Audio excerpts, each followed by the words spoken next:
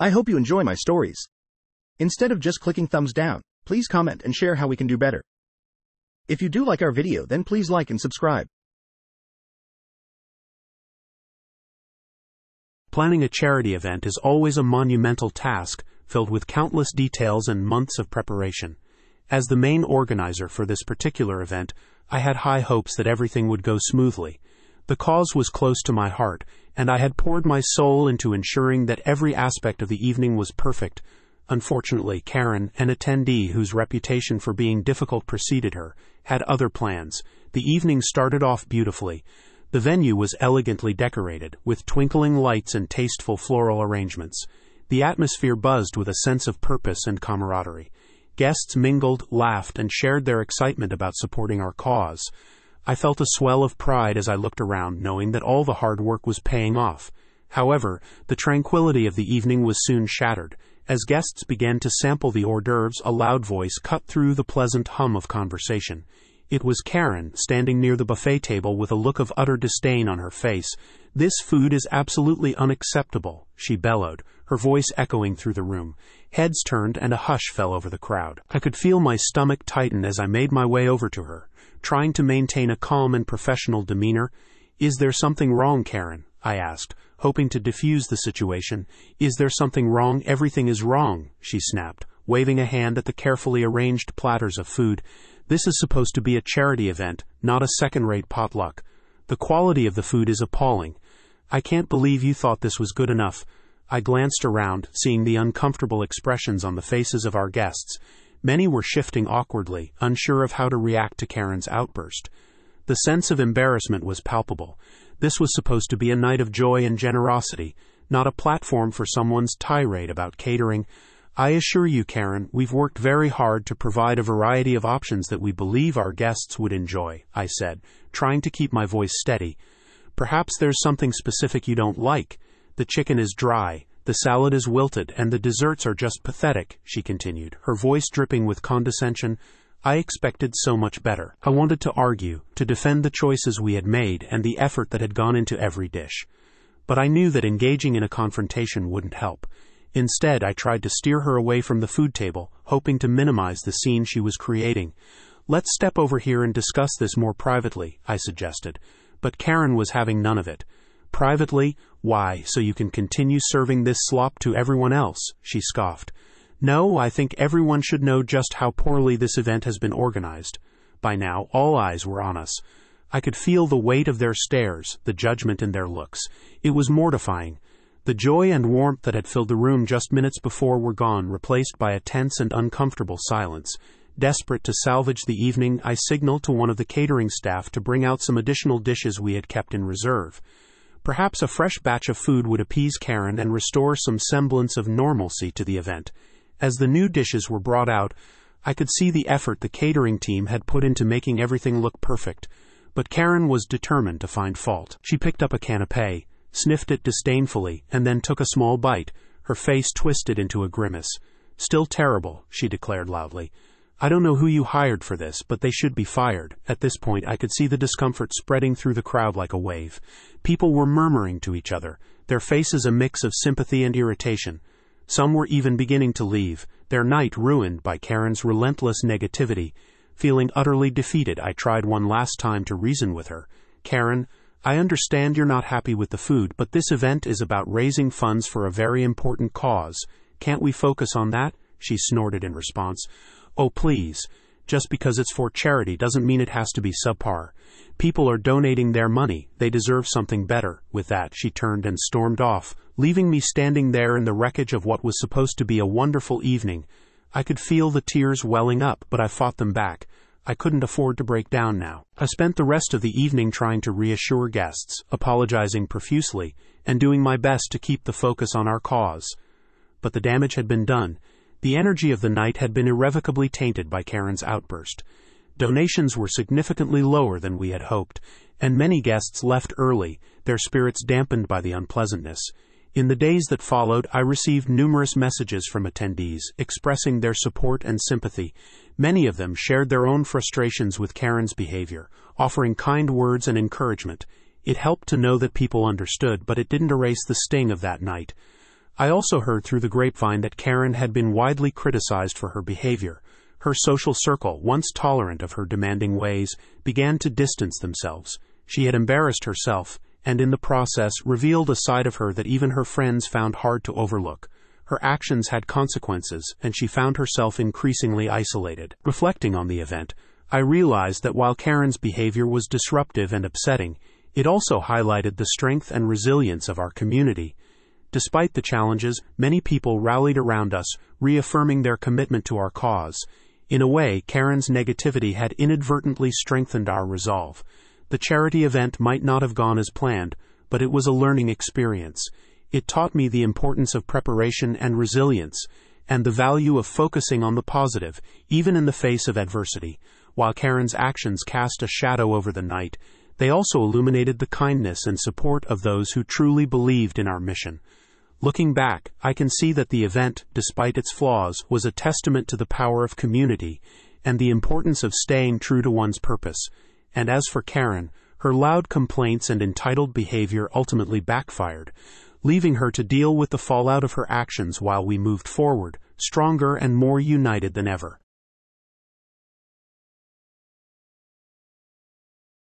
The music was pumping, a mix of cheesy 80s pop and current top 40 hits, and the dance floor was already starting to fill with couples swaying to the beat. I glanced around the ballroom. The lights dimmed and bouncing off the mirrored ceiling, creating a kaleidoscope of colors on the crowd. My dress, a shimmering ivory number that had cost me a fortune, felt like a second skin, even if it did make it hard to sit down. My gaze fell on my best friend Sarah laughing with her husband John as they spun around on the dance floor. I watched them, a lump forming in my throat. It was finally happening. We were officially married. The day had gone by in a whirlwind of emotions, from nervous excitement to tears of joy. Now, as I scanned the room, I felt an overwhelming sense of happiness. That happiness, however, was quickly marred by a familiar feeling, annoyance. It started with a low hum of discontent, a prickle of irritation that steadily grew as I noticed Karen, my aunt's best friend, hovering near the entrance. Her eyes were darting around the room, her face pinched with displeasure. I knew what was coming. "Excuse me, honey," she said, her voice loud enough to be heard over the music. "Do you mind if we have a little chat?" I turned. A forced smile plastered on my face. "Of course, Aunt Karen," I replied, trying to sound cheerful. She took my arm and led me away from the dance floor, her grip tight. "It's just, well, this table," she said, her voice dropping to a conspiratorial whisper. "It's not ideal." I knew this was coming. Karen, bless her soul, had a terrible habit of making everything about her. She had been complaining all day about the wedding, the flowers, the cake, the guest list, you name it. My mother had spent weeks trying to appease her, meticulously arranging seating charts to make sure she wouldn't cause any drama. But it seemed our efforts were in vain. "The table is fine, Aunt Karen," I said, my patience wearing thin. "I know you're close to Aunt Helen and all, but this is my wedding. It's supposed to be about us." "Of course, darling," she said, her smile a little too saccharine. "But I just think it would be better if I were seated closer to the dance floor, perhaps at the table with the rest of your cousins." It took every ounce of restraint to stop myself from rolling my eyes. The table she was referring to was the VIP table, reserved for close family and a few special guests. We had explicitly decided it would be a smaller, more intimate gathering, away from the chaos of the dance floor. It had taken an extra round of calls and some heavy persuasion to convince my mom to agree to a guest list this small, considering the sheer number of relatives I had. "I'm so sorry, Aunt Karen, but I already explained that the seating chart is final," I said, my voice firm. "It's for a reason." "Reason? There's no reason you can't make a change," she said, her tone turning sharp. "It's just a small adjustment. You can move someone else from that table." She was starting to get under my skin. My patience, already on thin ice, was about to crack. "Aunt Karen," I said, my voice calm but laced with steel, "I understand you want to be closer to the dance floor, but it's not possible. This is not about you." Her eyes narrowed, her mouth set in a tight line. "I can't believe you're making a fuss over this," she said, her voice dripping with faux pity. "It's not like it's the end of the world. It's just a table. It's not about the table, Aunt Karen. It's about respecting our decisions," I said, my voice rising in frustration. "It's our wedding, and we're asking you to respect our choices." "Well, I'm not very happy with these arrangements," she said, her voice a low growl. "I'm surprised you couldn't find a better table for your aunt's best friend." Before I could respond, her gaze fell on a group of people near the entrance. A wide grin spread across her face, her eyes lighting up. "Oh, look, there's my darling neighbor David. You wouldn't believe what he's going through. It's such a tragedy, I sighed, already knowing what was coming. David, the neighbor Karen had been obsessed with for months, was the stereotypical widower with a heart of gold. The truth, however, was far from romantic. He was a miserable man with a penchant for playing the victim, and Karen had fallen for his act hook, line, and sinker. She'd been trying to find ways to comfort him for weeks, offering him a shoulder to cry on and homemade casseroles, much to the annoyance of my aunt. David, my dear, so good to see you, she exclaimed, rushing over to him, her voice a breathless whisper. Karen, my sweet, he said, a forced smile twisting his lips. It's so good to see you. How are you? You look absolutely radiant. Karen practically purred at his compliments. I rolled my eyes, the frustration rising. Aunt Karen, I began, but she was already deep in conversation with David, ignoring me completely. The two of them stood there completely oblivious to the world around them, engaged in a whispered conversation that I was sure was about how tragic David's life was. I took a deep breath, trying to ignore the knot of anger tightening in my stomach. It was a day supposed to be about joy and celebration. Instead, it was being overshadowed by Karen's drama and David's manipulative act. I turned away, my attention drawn to the dance floor, where Sarah and John were now joined by my husband, Michael. They were laughing, their bodies moving in perfect sync, their faces radiant with happiness. I smiled, the sight of them reminding me why I was here. It was my wedding, and I was going to enjoy it. The next few hours were a whirlwind of dancing, laughing, and eating. The food was delicious, the cake was decadent, and the music was perfect. I felt like I was on cloud 9, surrounded by the people I loved. I spent most of the evening on the dance floor, spinning and twirling with Michael, Sarah, and John. I even managed to drag my mother out there for a few songs, much to her amusement. However, throughout the evening my attention kept drifting back to Karen and David. They were inseparable, their whispered conversations punctuated by Karen's sympathetic sighs and David's theatrical pronouncements of how heartbroken he was. They had even moved to the dance floor, Karen clinging to him like a vine. She kept trying to force David to dance with her, but he kept politely refusing, claiming he couldn't bring himself to have fun without his late wife. The sight of them made me feel sick. I couldn't believe how gullible Karen was, how easily she was being manipulated by a man who was clearly using her for his own gain. As the evening wore on, the dancing got wilder, and the guests got louder. The music was still pumping, but the night was winding down. It was around midnight, the party reaching its peak, when I saw Karen and David walk towards the cake table. It was time for the traditional cutting of the cake, and I was anxious to share the moment with Michael. But Karen, never one to be outdone, had other ideas. She leaned over and whispered something to David, her eyes gleaming with mischief. Then, with a flourish, she pulled a knife from her purse. It was an odd knife with a long pointed blade and a decorative handle. "Oh, David, my dear," she said, her voice dripping with fake sweetness. "You wouldn't mind cutting the cake for us, would you? It would be such a sweet gesture considering what you're going through." David's face twisted into a grimace. "I don't know, Karen," he mumbled. "I'm not really in the mood for cake." Karen, undeterred, pushed the knife towards him. "Please, David, it would mean so much to me. You're my favorite person in the whole world." He took the knife, his face contorted with a mix of reluctance and malice. I watched, my stomach clenching with dread, as David took a shaky breath and raised the knife high above the cake. He brought it down with a force that sent a shiver down my spine. It wasn't the cake that he sliced, however. It was Karen's dress. He cut straight through the delicate fabric, the knife slicing through silk and lace as easily as butter. A gasp went up from the crowd, a collective shock rippling through the ballroom. Karen, for her part, stood frozen, her eyes wide with disbelief. The knife had sliced through her dress, the fabric falling around her feet in a heap of satin and tulle. She was left standing there, bare from the waist down, her face contorted in a mask of rage. I watched, my jaw slack, as David's face twisted into a cruel smile. "Oh dear," he said, his voice dripping with mock concern. "Seems like I've cut you a little too close, my dear Karen." He tossed the knife onto the cake table, a small flourish before he turned and walked away. The room was silent, the music fading into the background as everyone watched the scene unfold. Then Karen erupted. Her rage was explosive, a hurricane of insults and threats. She screamed at David, at the guests, at the staff, at the whole world. She called him every name in the book, her voice hoarse and shrill. It took several guests to pull her away from the cake table, her screams echoing through the ballroom as she was dragged out of the room.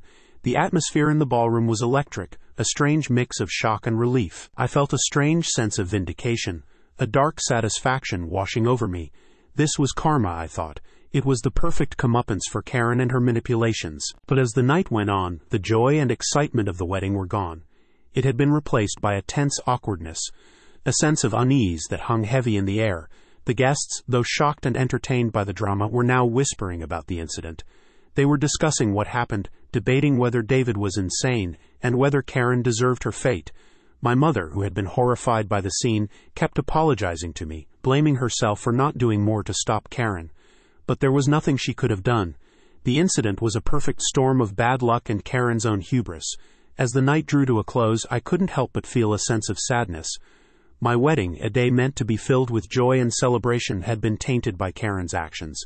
It was a reminder that no matter how much you plan, how much you try to control things, life has a way of throwing curveballs.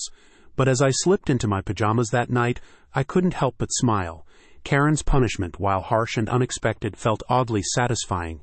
I hoped it was a lesson learned, a reminder that actions have consequences. And as for David, well, I wasn't worried about him. The last I heard, he was being interviewed by the police for a string of unrelated offenses. Apparently, he had been impersonating a grieving widower for months, exploiting the sympathy of women like Karen to gain access to their homes and steal their valuables. I couldn't help but laugh. Karma, I thought, was a delicious dish best served cold, and in this case it was extra spicy.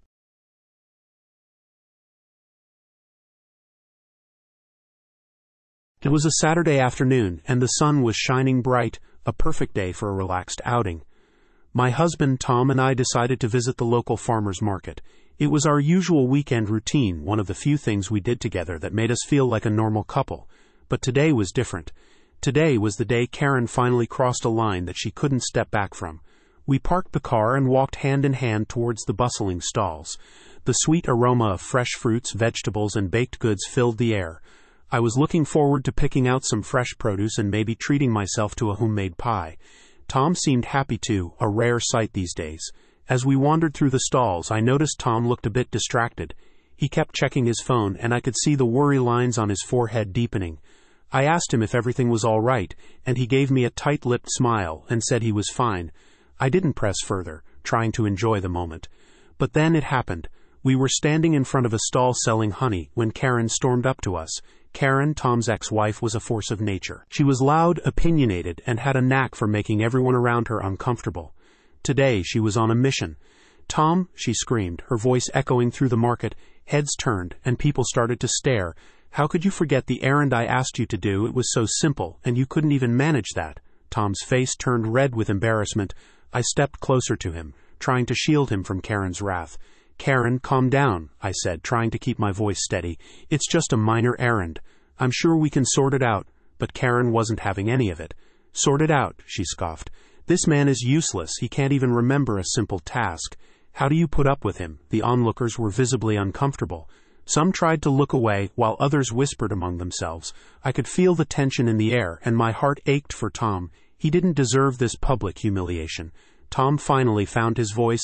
"Karen, this isn't the place for this," he said, his voice trembling. "We'll talk about it later." But Karen was relentless. She continued to berate him, her voice growing louder and more aggressive. She listed out all the things Tom had forgotten or messed up in the past, painting him as an incompetent fool. I could see the pain in Tom's eyes, and it broke my heart. I couldn't take it anymore. "Karen, stop it," I shouted, my voice shaking with anger. "You're making a scene. This isn't about the errand. You're just trying to hurt him." Karen turned her venomous gaze towards me. "Oh, so now you're defending him. You have no idea what it's like to be married to this man. He's a failure, and you're just enabling him." I felt a surge of anger and protectiveness. "Tom is not a failure," I said, my voice steady. "He's a kind, loving man who deserves better than this. You have no right to treat him this way." Karen laughed. A cold, harsh sound. "You're delusional," she said. "You'll see soon enough. He'll let you down just like he let me down." With that, she stormed off, leaving a trail of shocked and uncomfortable onlookers in her wake. Tom and I stood there, the weight of the confrontation hanging heavy in the air. I could see the tears welling up in his eyes, and I pulled him into a tight embrace. "I'm sorry," he whispered, his voice choked with emotion. "I'm so sorry." "It's not your fault," I said, holding him close. "Karen was out of line. You did nothing wrong." As we stood there, trying to compose ourselves, I couldn't help but think about the impact this confrontation had on Tom. Karen's words had cut deep, and I knew it would take time for him to heal from this public humiliation. In the days that followed, Karen's outburst became the talk of the town. People couldn't stop discussing how she had publicly chastised her ex-husband and created a spectacle. She repeatedly called Tom, demanding answers, which led him to feel increasingly harassed. Unable to cope with her relentless behavior, Tom decided to get a restraining order against her. The restraining order was meant to be a line of defense, a barrier to protect Tom from Karen's unyielding harassment. It was supposed to bring us peace, a breathing space we desperately needed. However, Karen seemed to view it as a challenge rather than a boundary. On a breezy Wednesday morning, just a week after the incident at the farmer's market, Tom and I were sipping our coffee on the porch. Our quiet moment was abruptly shattered by the sound of a car pulling up in our driveway. My heart sank when I saw Karen stepping out of the car, her face twisted with fury. "Tom," she yelled, marching towards our front door. "You think a piece of paper can keep me away?" Tom tensed beside me. He took a deep breath and tried to maintain his composure. "Karen, you need to leave. You're violating the restraining order," she sneered, looking at me with disdain. "You think you can replace me? You think you can take him away from me?" Before Tom could respond, I pulled out my phone and called the police. Karen continued to vat and rave, her voice growing more hysterical with each passing moment. She accused Tom of all sorts of things, from neglect to betrayal, and hurled insults at me, calling me a homewrecker. The police arrived quickly, their presence a stark contrast to the chaos Karen had brought. 2 officers approached her, trying to calm her down. "Ma'am, you need to leave the premises immediately. You're in violation of a restraining order." Karen's eyes blazed with defiance. "I don't care about your orders. He's my husband," one of the officers gently but firmly took her by the arm. "Ma'am, you need to come with us." Karen struggled, shouting obscenities and making a scene. The officers managed to handcuff her and lead her to the police car. As they drove away, Tom and I stood there, shaken but relieved. Over the next few days, Karen's violations continued to pile up. She showed up at Tom's workplace, sent him threatening messages, and even tried to approach him at the gym. Each time, the police were called, and each time, she was arrested. Her behavior escalated to a point where the authorities had no choice but to impose stricter penalties. In court, the judge was stern. "Ms. Karen, your repeated violations of the restraining order have shown a blatant disregard for the law. You will be fined and sentenced to community service. Additionally, you are required to undergo counseling." Karen's defiance melted away, replaced by a look of resignation. She was fined a substantial amount and given 100 hours of community service. The judge's order for counseling was a glimmer of hope that perhaps this would help Karen come to terms with her actions and find a path to healing. As we walked out of the courtroom, Tom looked at me with a mixture of relief and exhaustion. "Is it finally over?" I squeezed his hand, offering him a reassuring smile. "I hope so, Tom. I really do." The fines and community service were a small victory, a step towards reclaiming our peace. But the emotional scars Karen had left would take longer to heal. We knew that the road ahead wouldn't be easy, but together we could face whatever came our way. As the days turned into weeks, we slowly began to rebuild our lives. We focused on each other, finding solace in our love and the small joys of everyday life. The shadow of Karen's presence gradually faded, replaced by a sense of hope and renewal. In the end, it wasn't the legal battles or the fines that brought us peace. It was our unwavering support for each other and the strength we found in our love.